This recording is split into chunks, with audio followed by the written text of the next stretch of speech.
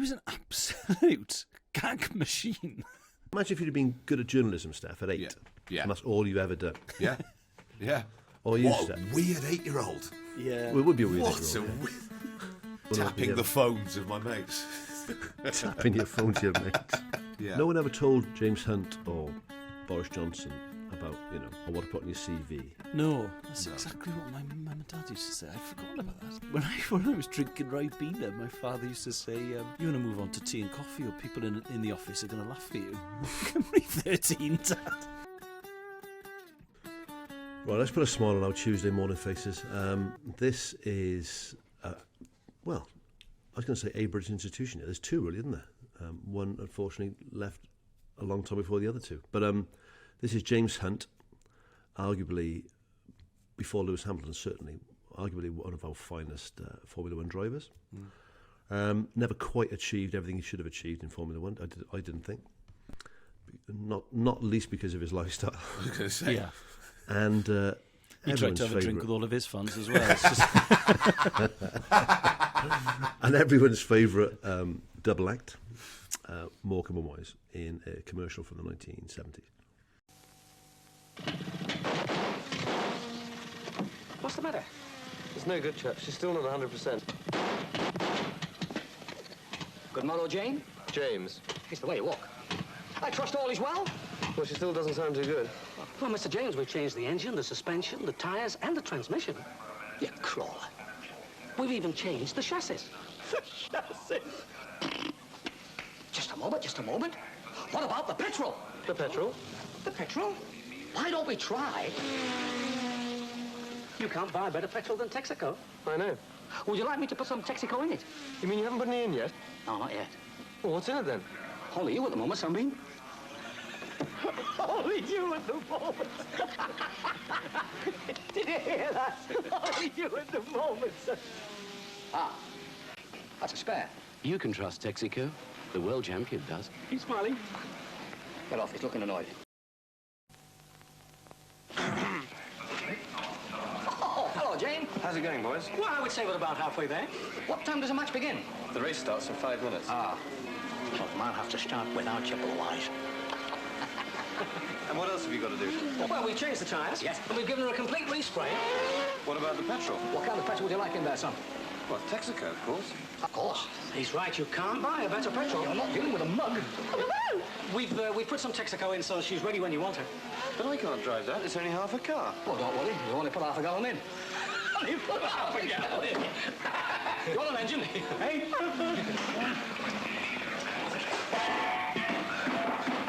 You won't go very far, will you? There we are. They seem... I don't know what it is about Ernie Wise. Ernie Wise goes in the Bobby Robson category. He goes in the Dickie Davis category. He goes in the Des Lyman category of people I would love to have a pint with. Yeah. He just got such a friendly face, Ernie Wise. I've never thought of him as somebody who would drink. That's really interesting. Yeah. So this advert, if you don't watch the clips, is James Hunt in a... I don't think that's late 70s Formula One cars ever been beaten either. That shape. That was the model I had at home. Right? Yeah.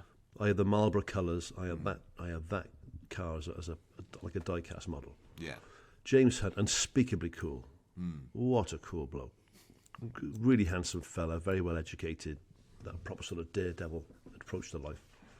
And then you got Morcombe all in one advert. I don't know what this advert would have cost. It's an oil company, so I'm sure they got a bit of spare cash. I think even in those days they had quite a bit of cash knocking around. I mean, but I was trying to think the other day of a modern day equivalent of Morcombe and Wise. Vic and Bob.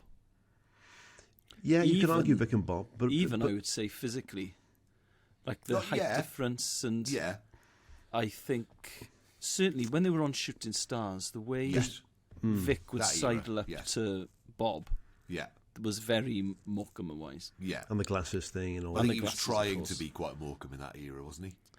Yeah, it's funny because with Ernie Wise, I always think he gets the slightly rough. He gets a slightly rough deal, and everyone 100%. describes Eric Morecambe as the talent. Yes, he was brilliant, Ernie Wise. Yes, in the same way that Bob Mortimer, I think, not anymore actually, but certainly in the 90s, it was Vic Reeves' big night out, and Bob was the sort of number two. And yet you give Bob Mortimer room to shine, and he is exceptional every time. He's hilarious. Bloke. But also, and with that likability, the same likability that Ernie Wise got. Yeah. So I can remember as a kid watching, you can watch a lot of stuff back from the day, and it dates really badly. Yes. But you can watch Morcombe and Wise stuff, the Christmas specials now with your family, and they'll still be great entertainment, and my kids will laugh at it. They're just great jokes, aren't they? They're brilliant. The bit in the gags. kitchen when they're doing the bits with the grapefruits and stuff, that's still a really funny scene. Not going to sell many ice creams going at that speed. It's such a nicely phrased. It's not any, it's many.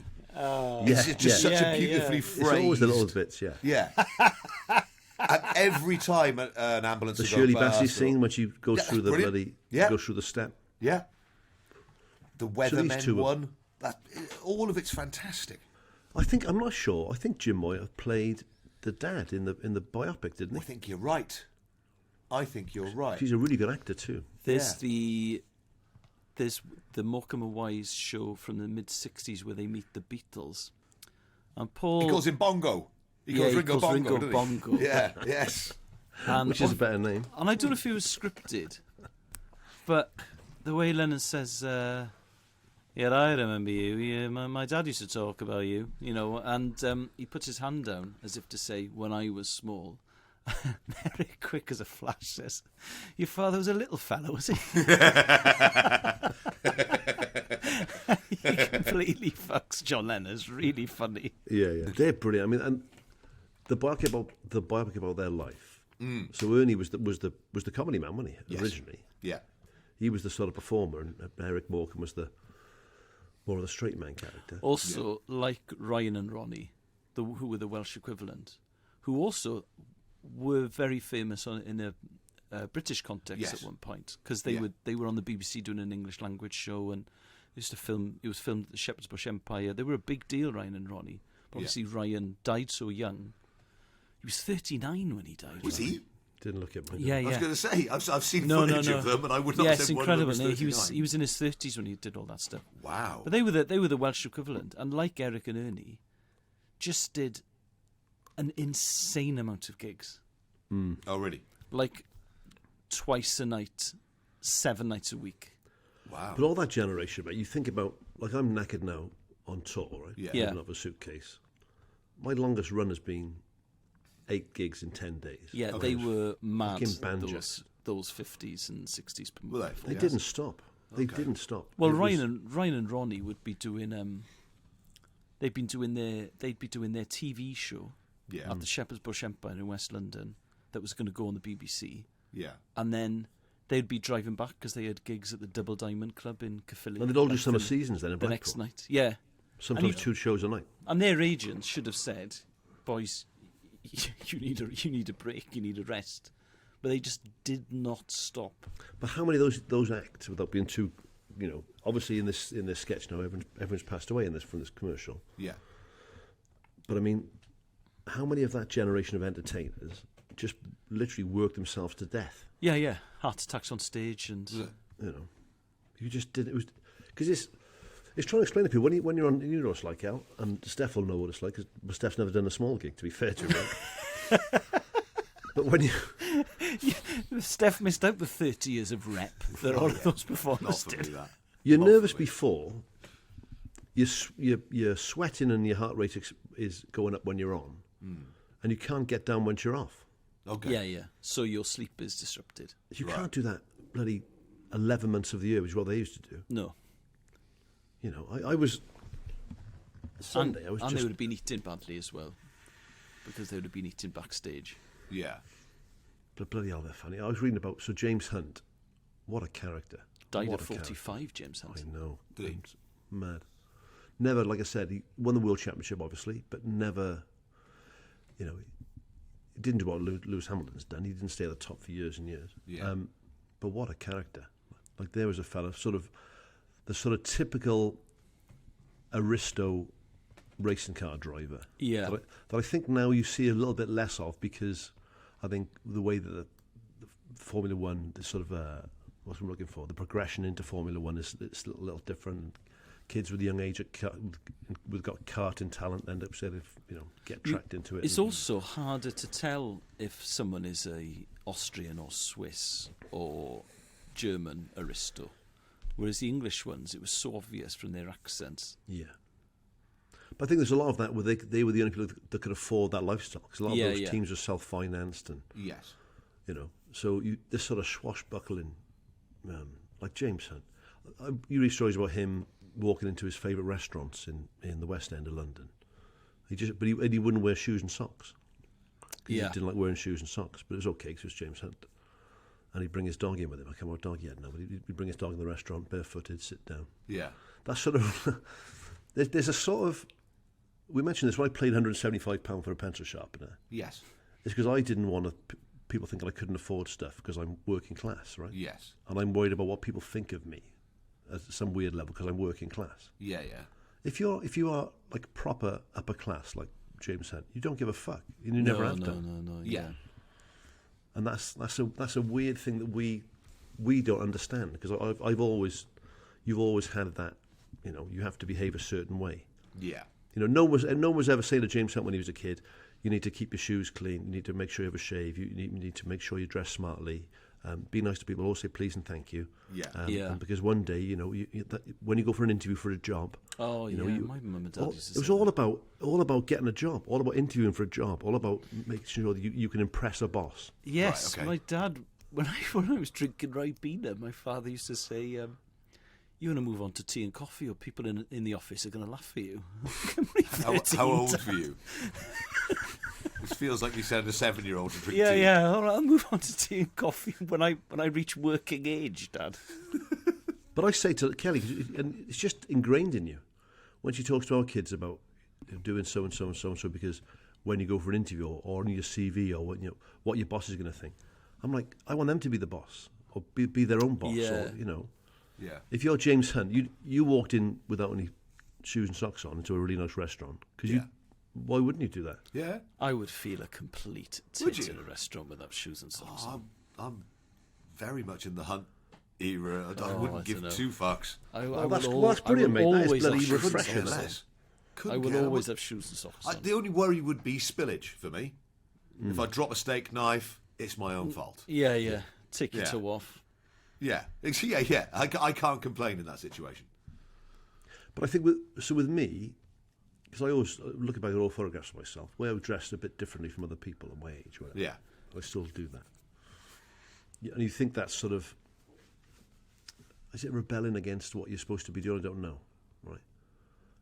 But it's a bit of a front, really. You still get awkward I still feel, I get imposter syndrome all the time still. I'm 50 years of age and, Yeah, I went I don't think you get that if you're James Hunt. I went to a black tie dinner about 3 weeks ago. Okay. A Football Writers Association dinner. Must be hard to swallow, though. Just got to chew them, mate. And I still felt like a twat in a exactly sort of black tie suit, and I'm 42. Yeah. It's weird, isn't it? I've never, certainly when I was younger, I used to hate those things. I'm getting used to them a bit more now. Yeah. No one ever told James Hunt or Boris Johnson about, how to impress at an interview or what to put on your CV. No, that's exactly what my mum and dad used to say. I'd forgotten about that. Yeah. Well, it's the thing, isn't it? As you're working class, how can you, my dad, I told my dad the other day, and his mum, my nan, worked in service like a lot of that generation did in the West Country. Okay. And he said they were back home in the West Country once, and the sort of lord of the manor, who employed like my nan's brother and lots of the family on the estate, went past in a sort of horse and trap. My dad would have been about 15, 16. And my grandmother curtsied in the street. Yeah. He's like, what are you doing? He said, well, that's the Lord. That's the Lord. You've got to, Christ on a bike. God knows what she'd do if Christ was on a bike going faster. The Holy Bike of Jerusalem. Yeah. That is nuts, isn't it? Yeah, they somehow managed to make it be funny. Yeah. It does work. I wonder who wrote their script, or who wrote that script. It'd be like Barry Cry or somebody, probably. Yeah. Who was the other fellow who did loads of their stuff? What's his name? Oh, God. Barry Cryer, I met him once or twice. He's like Zelig. The amount of people he worked for. His book's incredible, mate. I've not read his book, but Butterfly Brain. People have... I don't think he got the credit he deserved for the sheer amount of jokes he wrote. And the different kinds of jokes and the different styles 60 years. He was an absolute gag machine. Yeah. Like a genius, a complete genius. Yeah.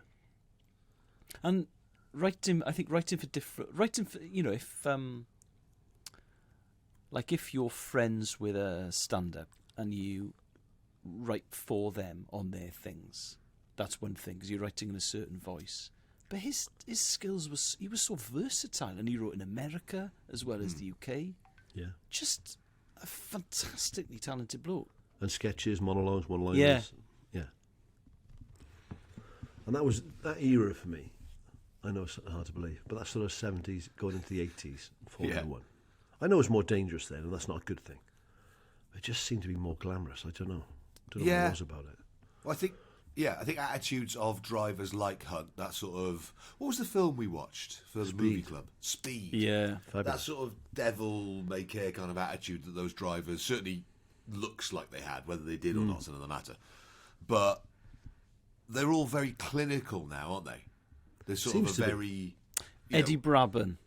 Oh, That's okay. it, Eddie Brabham. Correct. Yes. Well done, mate. Yeah, They are more clinical now, and I think it's... And I mentioned this, I did a little bit of stand-up about how snooker's changed. Okay. And it's not that people are more boring now. It's just that if you're really good at snooker now when you're 10, Yes. you're fast-tracked, and you're playing snooker all the time. Yes. You don't play football, you don't play rugby, you don't go and get a job at 16, 17, 18, you don't go travelling. Because you're doing snooker. Because when you get to like 17, 18, you're going to make a good living out of it. Same with football, you're in academies from the age of 7 and 8. Yeah. You know, you're not playing for your school, and then at 16 you get apprenticeship. You go and get an apprenticeship somewhere and clean the boots and be getting in the first team and have a bit of a life. There's so much money in sport now, so much money in Formula One, that becomes your thing from such a young age. Yeah. Ken Dott's no more boring than bloody Alex Higgins, I'm sure, right? But Ken Dott's life is different. I'm sure that Lewis Hamilton is if he'd have grown up in the same era as James Hunt. I mean, Lewis Hamilton seems like he's got a pretty brilliant life, to be fair, anyway, right? Yeah, I think he's doing that. But I think we think people are boring now. It's not they're boring; they're just focused, and they're just... Yeah. If you've only done that one thing since you were 9 or 8, Yeah. imagine that. Imagine being good at... Imagine if you'd have been good at journalism, Steph, at 8, Yeah. and that's all you've ever done. Yeah. Yeah. Or you, What Steph. a weird 8-year-old. Yeah. Well, it would be a weird. What a eight-year-old, yeah. weird... Just go Be like around that antiques expert that used to be on, remember? The one tapping the phones of my I mates. used to try and write match reports when I was 7 tapping or your 8. phone to your mates. I used to try and write match reports when I was 7 or 8, but obviously no one's told you how to do it. So you would start off by writing down everything that had happened. So it'd be Robert Jones has passed the ball to Jonathan Davis, who's passed the ball to Michael. Did you? But then Well, within, audio description, really. within was it? 60 seconds, you're behind. Yeah. And then you'll never catch up. And then the rate tries the end. Goodbye. Who passed the ball to Paul? Who passed the ball to Paul Thurber? Who kicked it out to touch? And then there'd be a line out. You're like, right, I've got to remember the last. Whilst they're setting up to take this line out, I've got about 40 seconds to write out the last 5 minutes. Have you got any of those? Have you kept any of those? No. Oh, it's a shame. Oh, man. That'd be good. Yeah. Be good submissions. Like an early version of Minute by Minute. Yeah, I was going to I say, suppose, you were like ahead get of your BBC time in a way. website or the Cardiff website, yeah. But doing quickly, going back to but even with like Morcombe and Wise, right? And I'm not knocking modern comics, but I didn't know anybody at 18 who was a comic. It was unheard of. No one in my university was a comic. Yeah. There was no university comedy night where people got up there and did stuff. Yeah. And now it's like a legitimate career path now, where people sort It's of a at degree. 18. Jesus, is it? Yeah, there's a degree course in comedy at Southampton, I think. Imagine what Is that's it? like. Might do that. Yeah. Whereas you may be fucking lecturing it, whatever. You'd end up having your autobiography as an arena-filling comedian is actually very short. Started a podcast, page 1. Page 2, the CIA. Yeah. where What are about the those years early of gigs, graft? Steph? No. Yeah. The early years no. of 1,200 seaters. But I think, so Morcombe and Wise would have grown, if you watch the documentary, they would have grown up in that sort of circuit and then, playing the clubs and doing whatever and just more rounded, I think.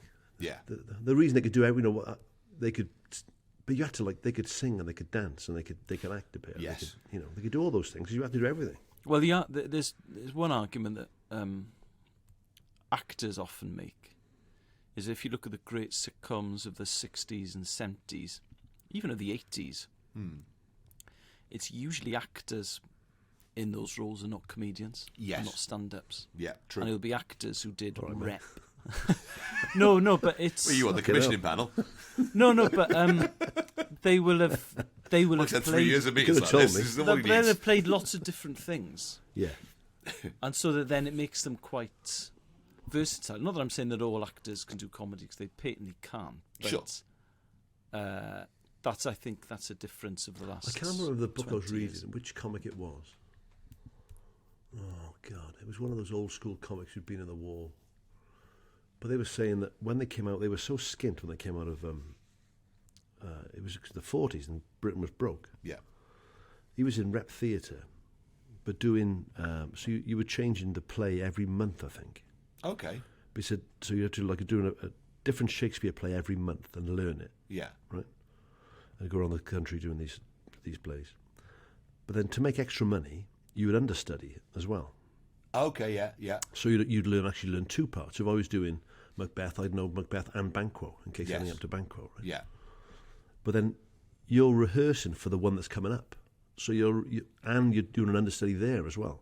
Okay. So you're not just learning Macbeth. You're learning Macbeth and Banquo and performing it every day. Yeah.